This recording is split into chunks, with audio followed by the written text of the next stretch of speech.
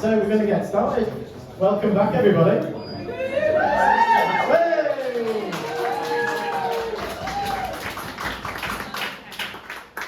This is an amazing turnout. I was thinking maybe 20 people, but this is brilliant. Maybe it's the promise of beer and pizza and just reuniting with your fellow designer colleagues and peers. So that's great.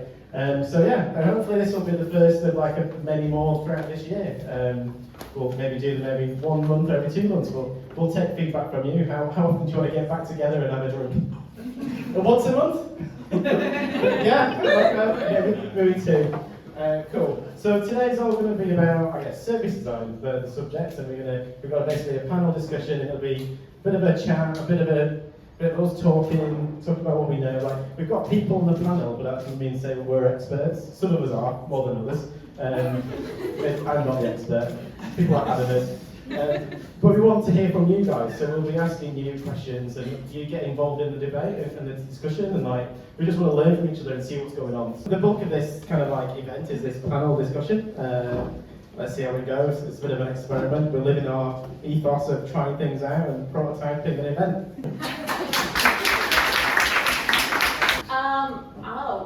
I started as an interior designer, but I love solving problems, and I didn't want to stay just in spatial solutions.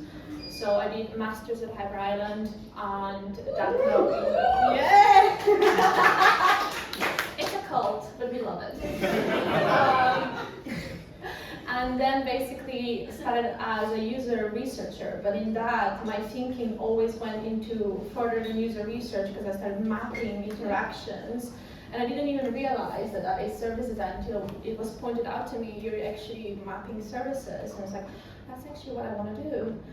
Luckily, my company is really supportive in any one of us to go in the direction that we want to go. So I said, I want to be a service designer, an actual service designer. I do not fear that title. Thank you very much. And then I went through a mentoring process with one of my bosses, and that kind of opened different perspective on it. It's past mapping, that it's not just mapping in that. And now I am actually practicing service design. That's my journey. Awesome. That's brilliant. Jess, how did you get into service design? I don't know.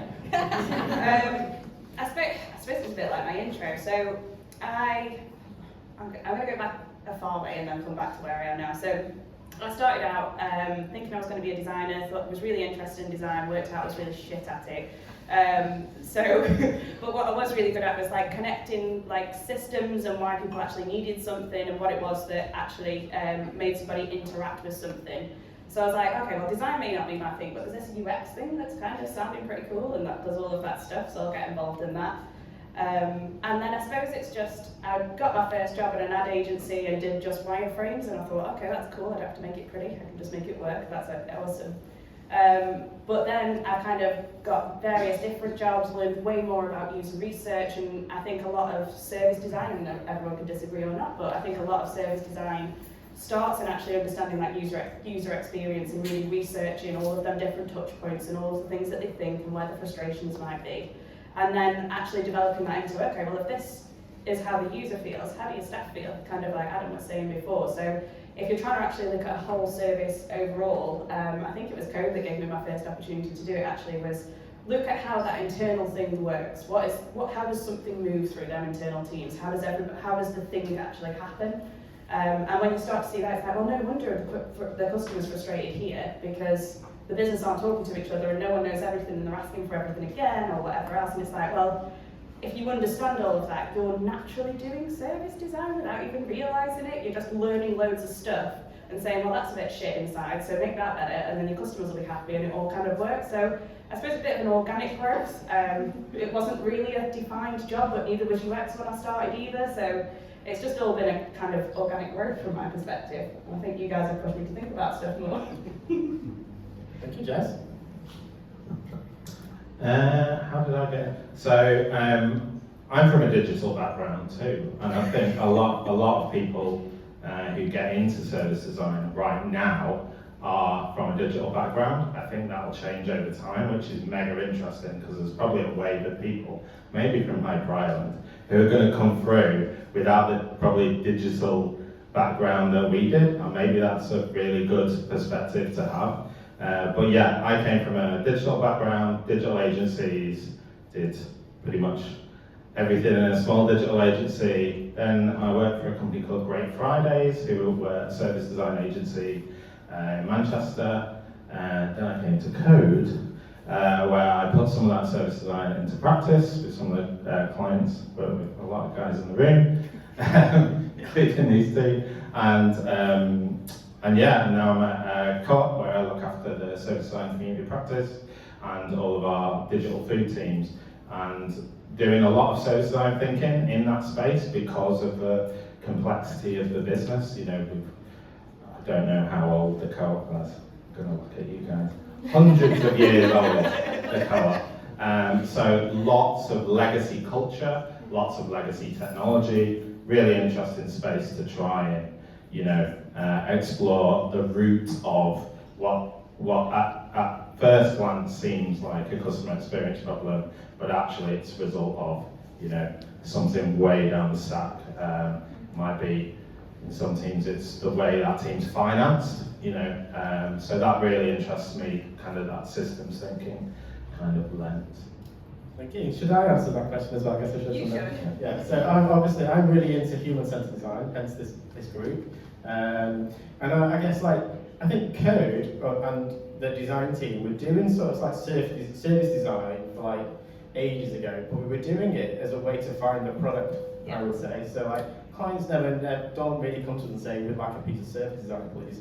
It's like we'd like a website or an app or a thing that we think we've identified a problem with our business or our customer experience, and we come to us to ask for a thing basically. So then we do research, we Jess, we uncover the customer experience, we really delve deep and really broad and really wide, and then we'd find the kind of right product to make and kind of a really solid product strategy, but then have loads of other stuff and understanding that we've kind of found, but never really got to affect that change. And I think over the last couple of years, we've kind of tried to shift how we talk about design and how we do design to kind of so that we can do more in that space to help organisations and different departments kind of do more with what we find out, I guess. We find out such rich kind of user experience layers of information across the customer experience. So you should do something with it, and that's basically what we want. That's why I care, and that's why I've got into it. I think product design for me has just evolved naturally into service design. And that might not be true for everybody, but that's my route into it, I guess. I'm just going to build on that, because I think what's interesting is I don't think any client has ever started as a relationship with Code saying we want service design. We've made it, we've understood what their actual problems are and made that understanding of, okay, well if you want to get more revenue or whatever it might be, what's causing them problems, and turned it into a service design brief. And I think that the definition that you've worked on to say that these are the different types of design and this is the different types of things that you need are what have actually pushed us into that space, because I don't think any people know to ask for it. It's new, right? No one knows what it is.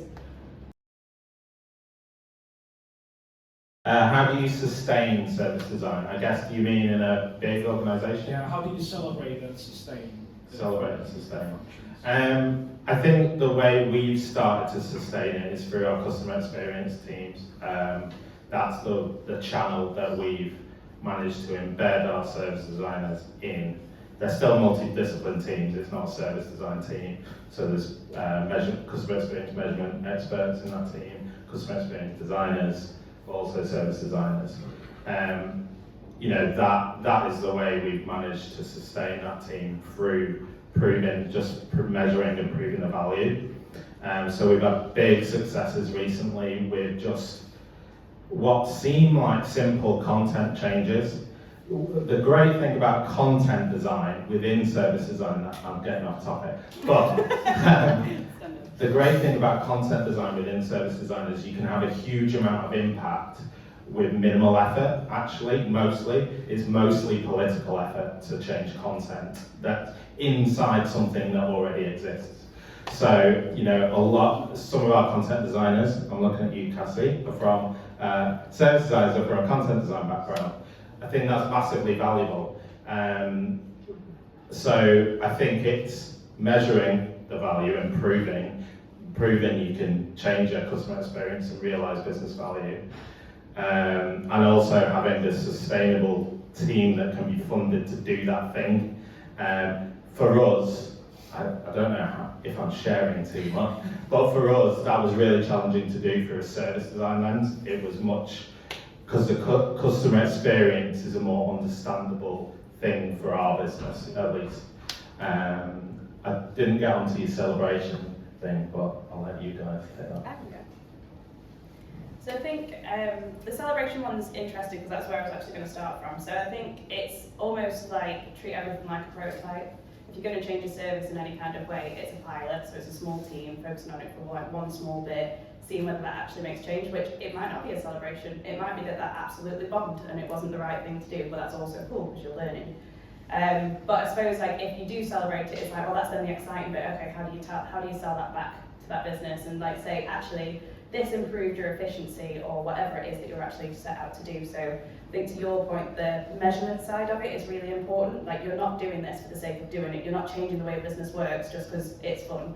You're doing it to actually achieve an outcome. So I think it's about like measuring that outcome, proving that it did or didn't work, and investigating why and so on, so that you can then look at how do we roll that out from that perspective. Because I think one of the things, I'm going to do a controversial, sorry.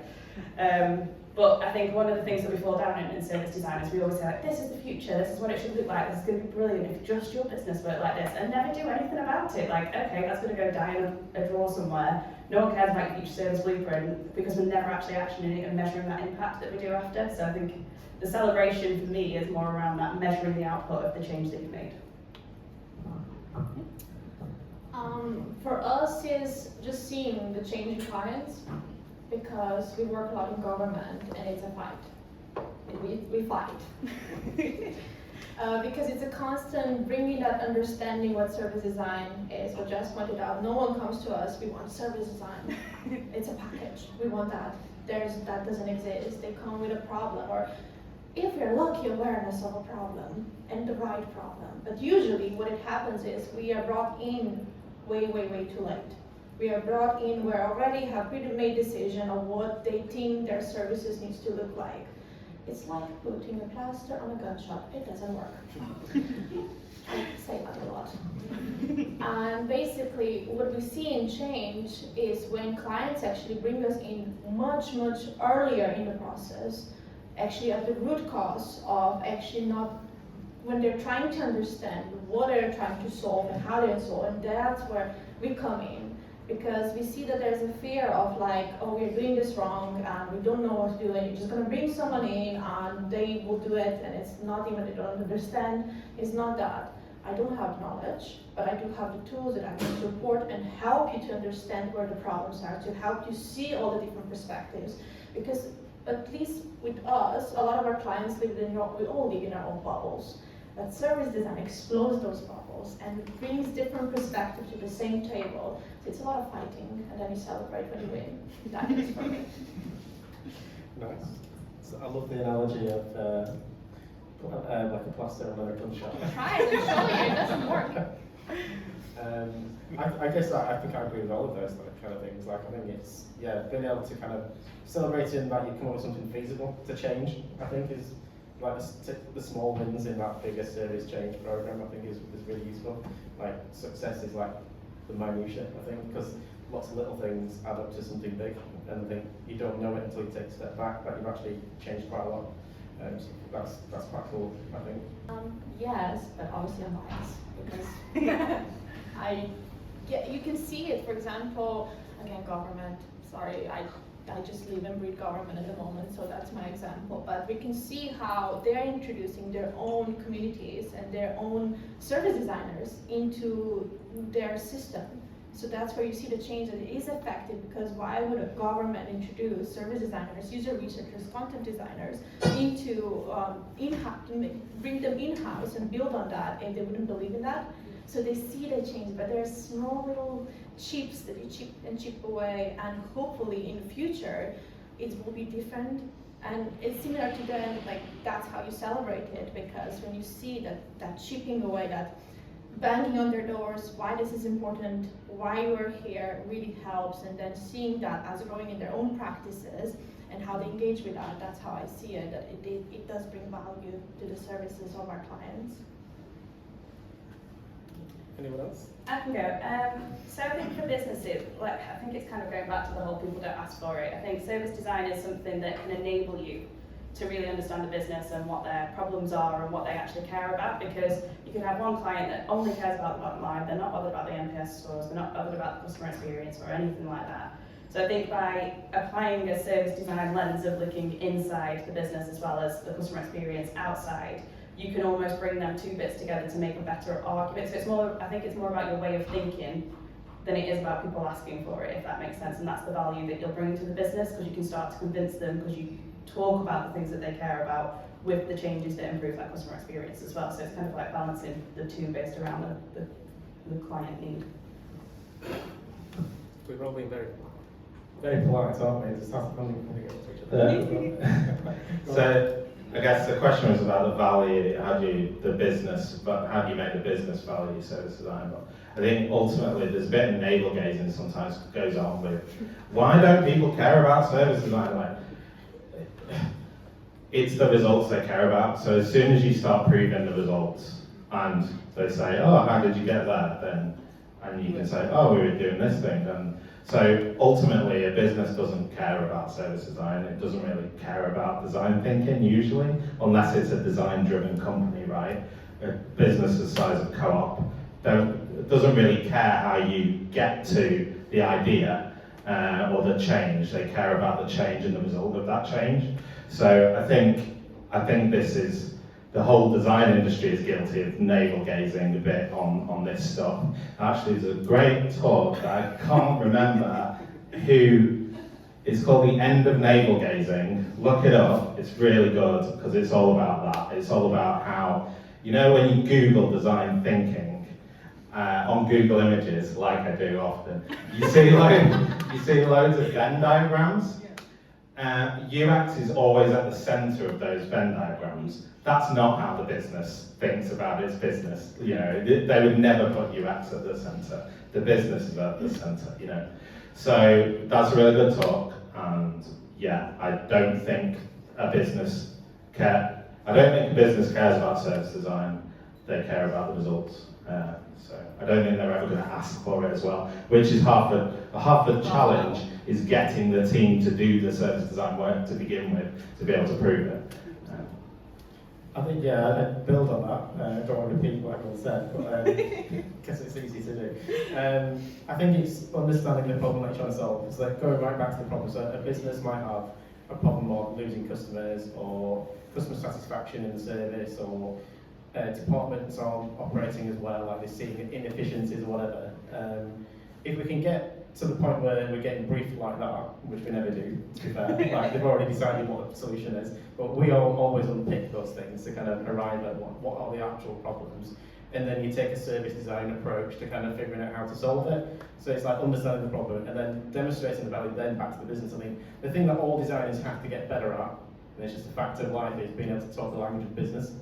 To the people that are paying the money, the people that care, the stakeholders that care, people, what language do they care about, and then reflect that back to them, so that we're going to do some service design or whatever, but it's ultimately going to help us improve a frictionless customer experience. But that's good because you're going to sell more stuff or whatever. Like, it's connecting it back to the results essentially. But we're going to just do our process and do it how we want to do it, basically. But as long as we've understood your problem, we hopefully get a good solution. So we have one client who, so essentially the problem in the customer, I'm going to talk about it in general terms, the problem in the customer experience was not due to, it was human behaviour, and that was caused by the way the person was measured, in the performance was made. So it was an in-home sales appointment, essentially, and it was about appointment conversion, so that's what they were judged on. So what behaviour that was breeding is that the salesman went to the appointment, saw the house, and thought, oh, I don't think I'm going to be able to make that sale, so just cancel the appointment. So, and they put the reason as like, customer wasn't in, or whatever. So one, that was causing a problem with the data. All the data they were looking at was wrong. And two, like, they didn't understand the problem. And the only way we understood that is by going out with advisors, like getting trust with those advisors so they could share that with us in the first place, because that's half the problem with service design. Often you have that observers, you have an impact on what's happening just by observing it. There's probably a term for that. But yeah, I think that was when I started thinking, okay, this isn't anything to, it's not even to do with process, it's just human behaviour. And actually, sometimes when you look at things on process diagrams, you don't factor in human behaviour, and that's a huge variable. Like, you can think something's you can map a nice map, and I think we focus way too much on maps.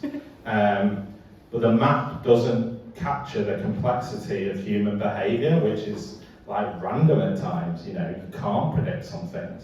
So we have to design for a certain amount of variance in behaviour. And like the way people are measured comes into that, and that's how you start to influence behaviour. So that's when I started thinking about things in a completely different way. That's probably my example.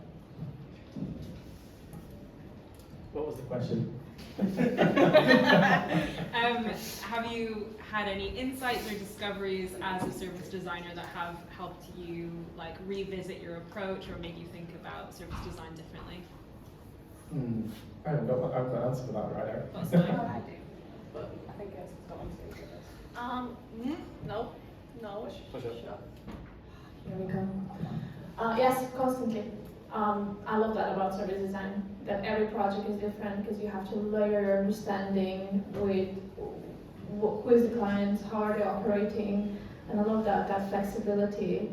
It's not every time, this is how it needs to go, and these are the steps. It's always like, okay, where are we? What are we dealing with?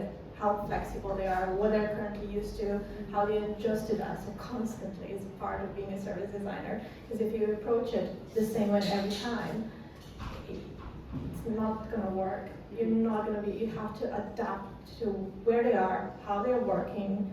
Yeah, constantly.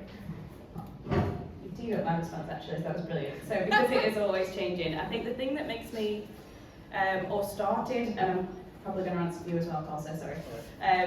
But started us thinking differently was we did a lot of this research into how's the business operating, what's that flow, how's it working, what are the things that are actually influencing the way that works internally.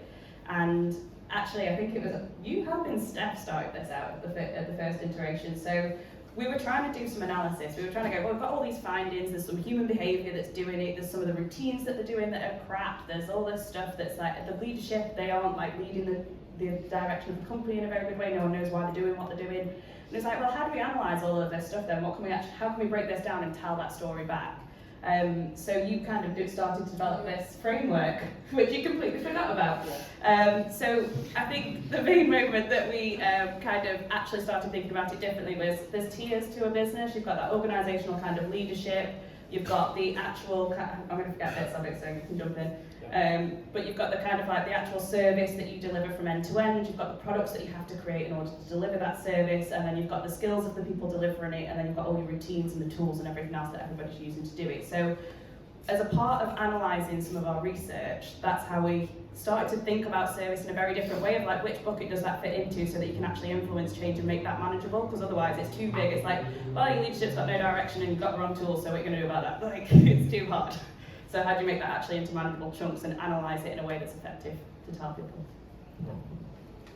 I probably forgot some stuff. No, that's brilliant. I forgot we invented a method. Yeah.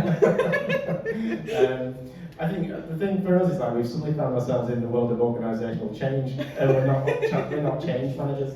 And I guess that's what we're having to learn about actually, like how to deal with people, how to understand organisational structures, because we're not just going to come in and go, hey business, you need to completely radically change your department and change everything and everything will be fine. All right, bye. It doesn't work like that. So I think that's the thing that we have to figure out, how to actually kind of break those down into like achievable things. Particularly being an agency though, we can't just go into a business and say just change everything, Yeah. because we've got that agency relationship and it makes that much harder. I think, and we also have another method. Yes, go on. The dependency matrix. Oh, yeah. Yeah, that one. So when we were also like realised we have like when you uncover like an organisation from top down to bottom, you're like looking at tools and resources, departments, just all that stuff. There's so much to analyse and look at, and in how do you say it? Interdependent. Yeah. Is that right? Things are connected basically. So like you pull one string and then that like changes about 10 other strings. Like unintended consequences is like that's just a fact of change, isn't it? Like we can't know what will happen if we change that bit. Like some of the things might then change. So I guess it's like we try and make take a product mindset to break that down, almost like the MVP of change. There we go. That's the new one. The MVP of change, to kind of figure out what's the smallest thing we can do to see if it works. If it actually has an impact. So I think, one, we need to fix the pipeline for service designers coming into the industry, because at the minute, this is something I'm struggling with at the minute, like what does an entry-level service designer look like? Because actually a lot of jobs out there require a lot of experience. Is it a researcher role that graduates into a service designer? Is it a basic mapping role?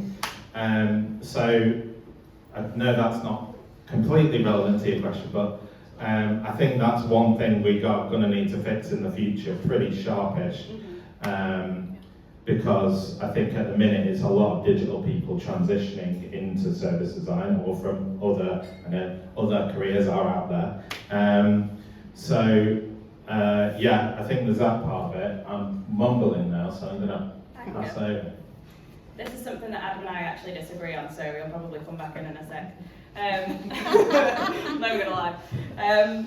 Just in case. But as for like skills and everything that people need for service design, I think we've all talked about, we're just adapting design thinking really to a wider problem. So my personal opinion is it's more about understanding complexity and being able to deal with more complexity. So when you first start out in your career, you're almost like designing a journey or researching a journey and understanding it from that perspective. And there's loads of other stuff that's going on around it, but you focus on that one small bit. Then as you get kind of more experienced, you take on a whole product, and then you look at the entire experience from end to end, and then starting to look at like the business and the way that the business is designed. So a part of my own personal perspective, and I'm cool if everybody disagrees, that's absolutely not a problem. I think it's just being able to manage complexity. I think that's the key skill, is being able to think about multiple things at once rather than just focusing on one single thing, and it's how you develop to be able to comprehend more and more at a time. That's mine. I'm not going to disagree with that. You have disagreed with that. I did think of so at the co-op. I think what the interesting thing we're doing is starting to build multidisciplinary teams around not service design but customer experience, which includes service designers. So I think in terms of the future, I think it's actually deciding what disciplines actually sit in that multidiscipline team, because for me, I can see already actually there's people management skills that could be relevant, and it might be different for different types of customer journey as well. So I think that is a space where, in terms of where the industry needs to mature, it's like, okay, digital products have a set of disciplines for a multidiscipline team. What does that look like from a customer experience or customer journey? I know the guys at BT are doing great things around creating customer journey teams, which I think is really cool. So I think there's organisations like the Co-op and BT who are experimenting in stuff like this, but I don't think we've really got to the bottom of what that team should look like and whether it's a consistent thing. But as soon as we do, we've got something to ask the business. Hey, if you want to work on this thing, this is a mix of skills you're going to need to be able to do that, which we've been able to do in digital for the last 5 years, maybe, or some people have. So we have something called capability framework, which basically describes different skills for these different specialisms that we provide as an agency. And in that, so probably I'm not the best person to talk about that. And John, you can come up and talk. I'm not going to do that, sorry. Basically, where we describe different capabilities that would, and then there's on different levels, like entry levels, learners, then specialisms, and practitioners and specialists. And we basically define that through different projects and talk about it, how are you practicing different skills. And when it comes to those capabilities, it's system thinking is how do you actually, what you were saying, like maps are amazing, but they're not actually for the client, they're for you to understand. So how are you able to understand what are the clients need and how you can showcase parts of what you're actually mapping out to them in a way that they understand it. And there's many more. Obviously, I can't remember them from the top of my head, but basically that's how we framed it and how we understand different levels. But I absolutely agree with you, Adam, that we absolutely have a problem of how we actually get new designers in.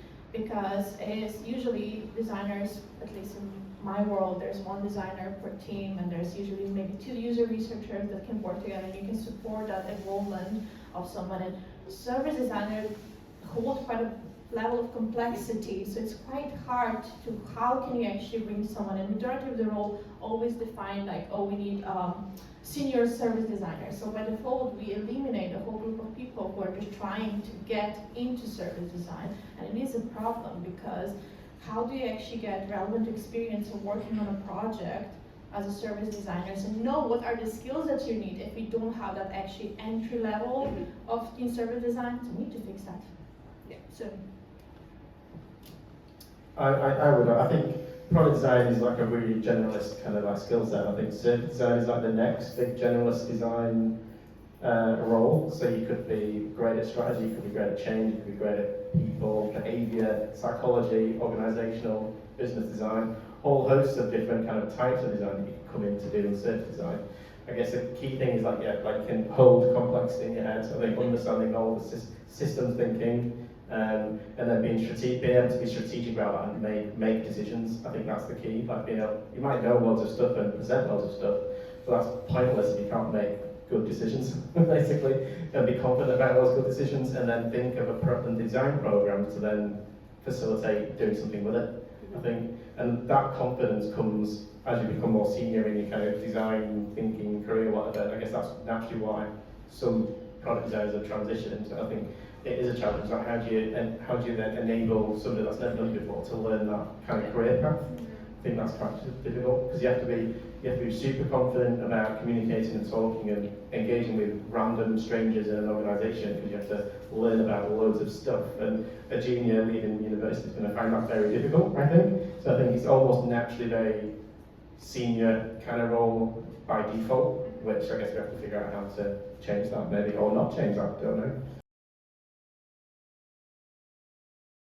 Yeah, constantly. But it's part of the enjoyment. How do you actually bring that understanding and actually, like, when we were talking about mentoring, not just people who would want to go in service design, but also people who we work with. Yeah, here's a harmonica. I don't like that, stop it. And I find it enjoyable. It is hard, but it's actually like sitting down with the person. Usually it's their personal fears, because you usually, from my perspective, going to an existing team, they usually are not the people who say, I want a service designer in, because they don't even never work with a service designer. And one of my first questions is, have you ever worked with a service designer? Do you know what service design is? Let's have a chat. Why am I here? How can I support you? You have the knowledge. I have the tools to shape that knowledge in a way that we can discover something together. It is about how do you work with people. It's a lot of soft skills. Mm-hmm. There's a better name for that. Amanda, what is the better name for soft skills? Super skills. Super skills. Yeah, not soft skills, super skills, because they are super skills. It's a lot of that. And it's then how you can actually convince people that you're not working against them, you're working with them to bring them future. But it's also karma. If they don't listen, they're going to learn later on, and it's not on you. I'm going to be controversial and disagree. So I am sick of delivering talks about what is service design. It's most of my week. right? And I don't think people care. I think the most effective way, and I kind of said this before, but I think the most effective way I found is to really impactfully demonstrate the problem, usually through a recording of a customer going through a terrible experience. And then the client's usually like, how do we fix this? And then you say, oh, the answer is service design. Never mind what it is. Actually, the key bit is showing the problem and saying, we've got a solution to this, don't worry about it. We'll see you in a few months' time, where we'll have some tests to fix our problem you just saw. So I think, I'm trying to get better at this because you do tend to fall into this, I keep saying navel gazing, but it is navel gazing when we're constantly trying to justify our own existence, when actually the proof is in the pudding, right? Like, if we can fix a problem, then that is the thing that's going to sell service design, not convincing people that is the best method. There are challenges in that, like at Co-op we have other teams that do different methods, but they can also solve those problems, right? We might disagree with those methods, as often happens. That's where it gets tricky, but that's where proving your results, because often those other teams aren't so hot at measuring their results. So those two things are key. This is a talk and session about service design, so we're allowed to be a bit navel-gazy today. I do like service design. I think it comes down to empathy. So I often so when we talk about product design and getting stakeholders to care about doing UX, even why should we do research or whatever, it's like when we show them customers testing in the lab and observing what customers think and feel about using your product.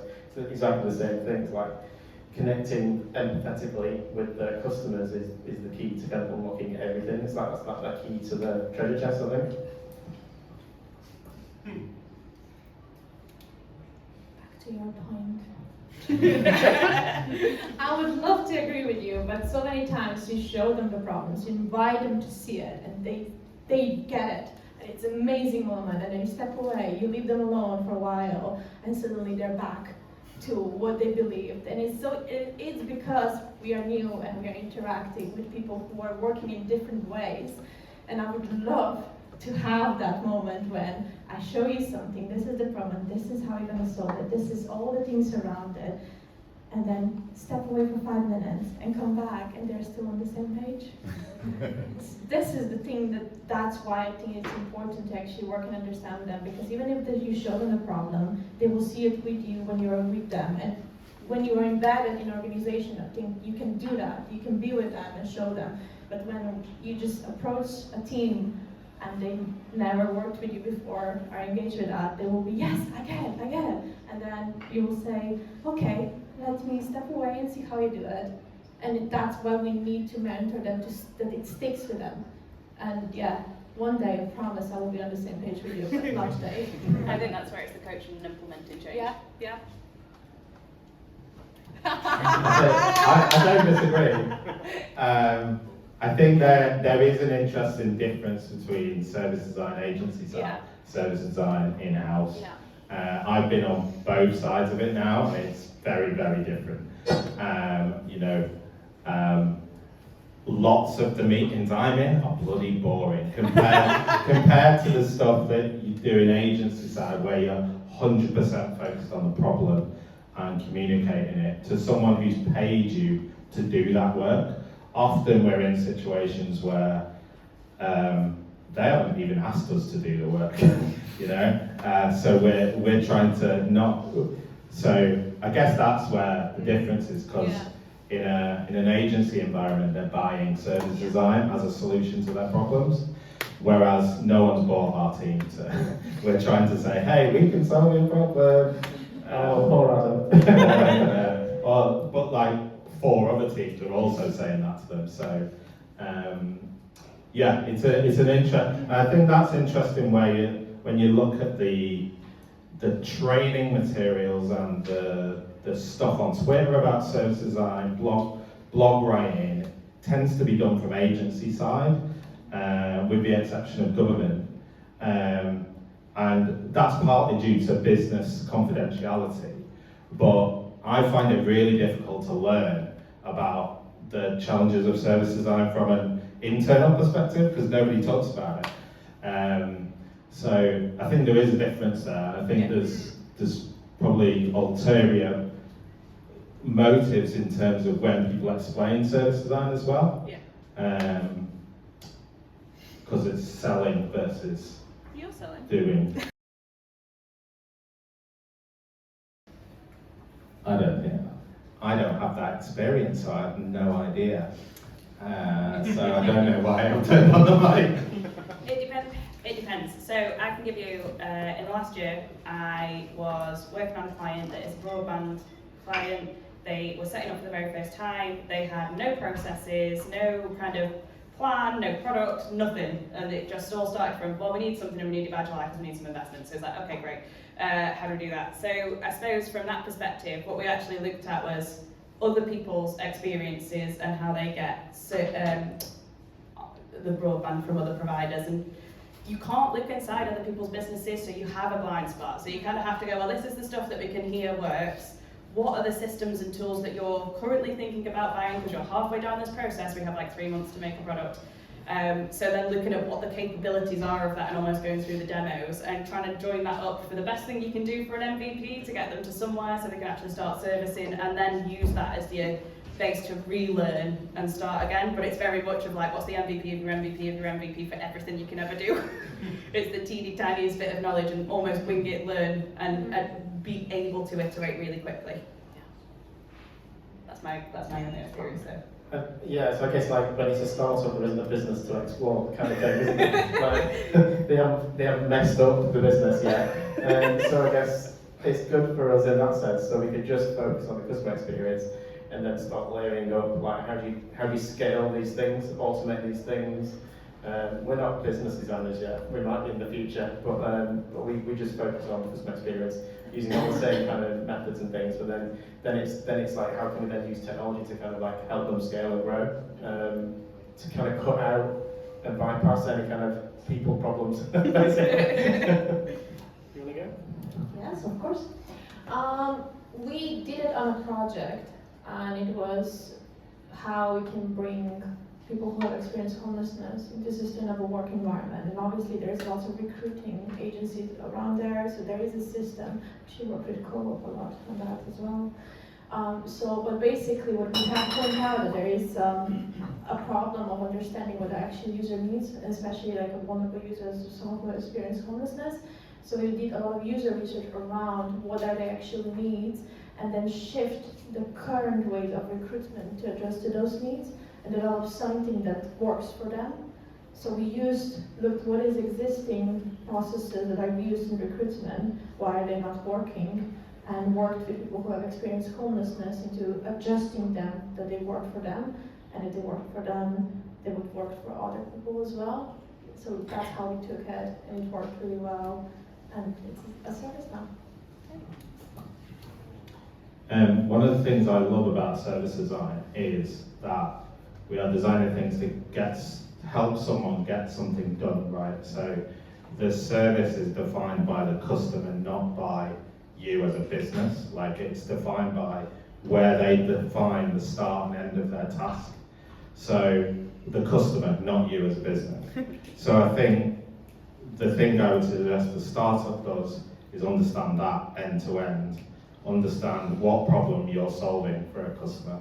That's a bit of a cliche for design thinking. But like, and how do you relentlessly measure that thing from the very start of the business, not on, conversion metrics, not on, acquisition, I'm making business metrics up, but like the thing that allows you to measure the problem and how you're solving it and how you bake that into the business from the very start.